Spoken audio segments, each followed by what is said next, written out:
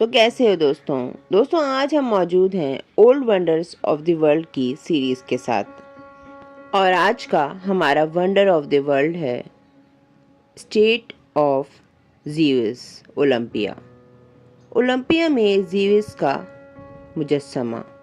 دوستوں یونانی دیوتا زیوس ایک بہت ہی مشہور دیوتا ہے اور جو کہ سارے ہی دیوتاؤں میں سب سے بڑا دیوتا مانا جاتا ہے۔ اولمپیا میں زیوس کا یہ مجسمہ مشہور یونانی مجسمہ ساز فیڈیاس نے بنایا تھا اور یہ یونان میں واقع تھا۔ دوستوں اس مجسمے کی تعمیر اور تکمیل 456 سے لے کے 470 قبل مسیح تک بتائی جاتی ہے۔ مجسمہ دیوتاؤں کے بادشاہ زیوس کی تعظیم کے لیے مغربی یونان کے ایک علاقے ایلینس کے لوگوں نے بنایا تھا، اور اس کی تعمیر کے لیے قدیم یونان کے سب سے مشہور مجسمہ سازوں میں سے ایک فیڈیاس کو چنا گیا تھا۔ اس کی تعمیر مکمل ہونے میں تقریباً 12 سے 15 سال کا عرصہ لگا۔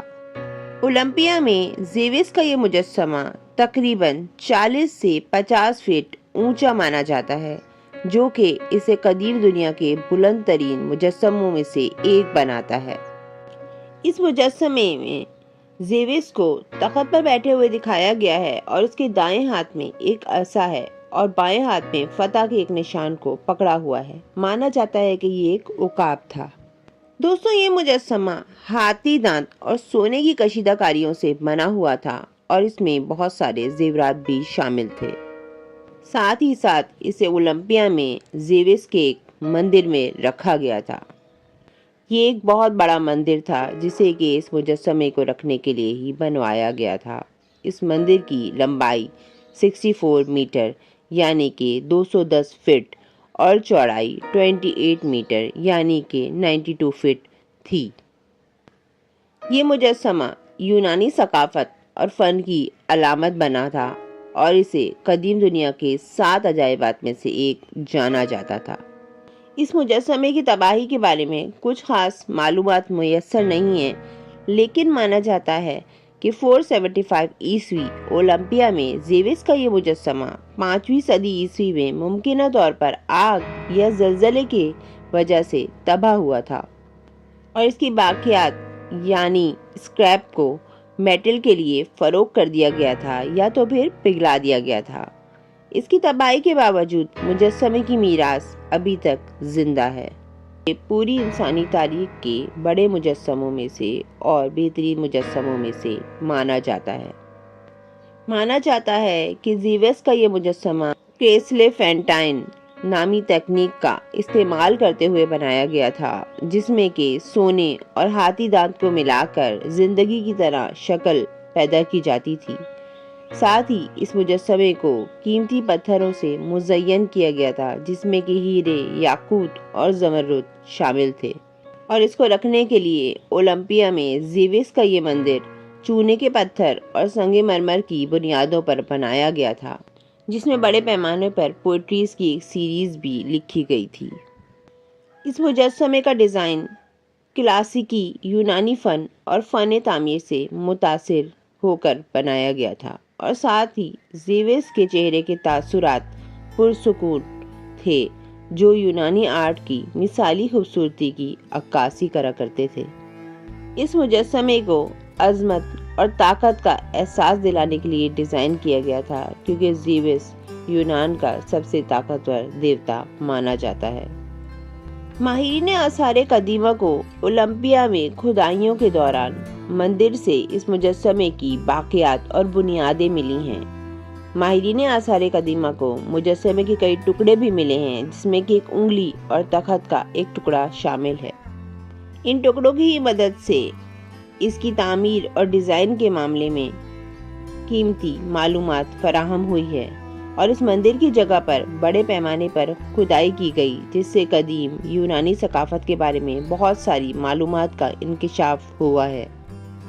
اس مجسمے کو یونان کی طاقت اور ثقافت کی علامت سمجھا جاتا تھا، اور اس کی تباہی کو ایک المیہ کے طور پر دیکھا گیا۔